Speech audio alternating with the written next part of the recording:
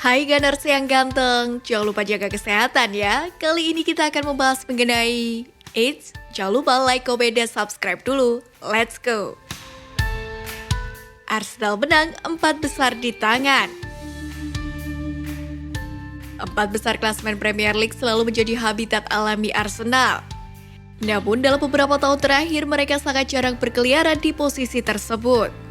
Arsenal tak pernah lagi menduduki tempat besar sejak pekan keempat musim 2020-2021.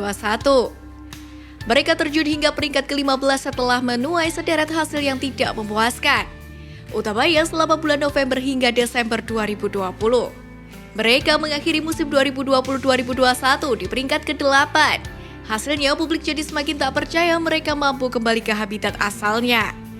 Namun pada musim ini Arteta berhasil membuktikan bahwa opini publik itu salah. Arsenal keluar sebagai pemenang atas lawannya West Ham United dengan skor 2-0.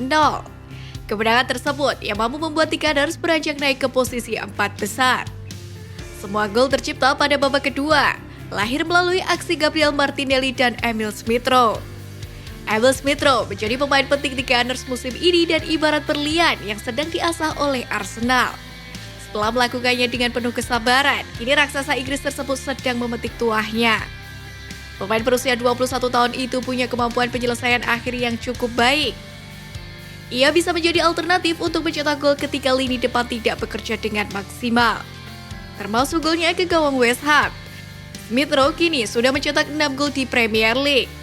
Penampilan Alexander Lacazette sebenarnya patut diapresiasi. Hanya saja harus diakui bahwa barisan depan Arsenal kesulitan menembus lini belakang West Ham sampai Smith-Rowe masuk dan mencetak gol kedua.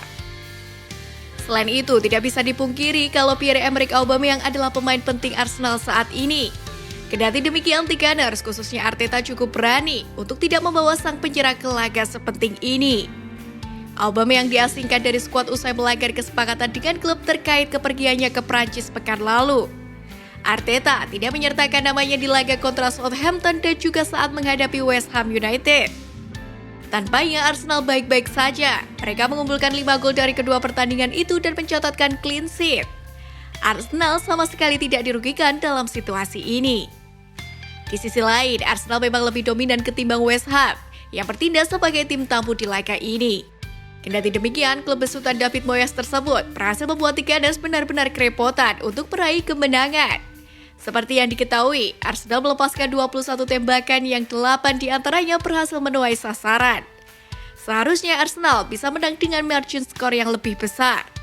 Namun West Ham mampu meminimalisir jumlah kebobolannya.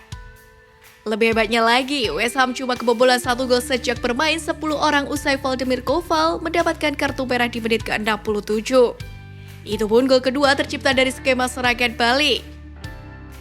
Kembalinya Arsenal ke 4 besar memang suatu proses yang tengah ditunggu untuk hasil yang manis di akhir musim nanti. Namun tentu fokus The Gunners harus tetap terjaga demi sebuah konsistensi. Tambah 3 poin membuat Arsenal unggul 1 angka dari West Ham.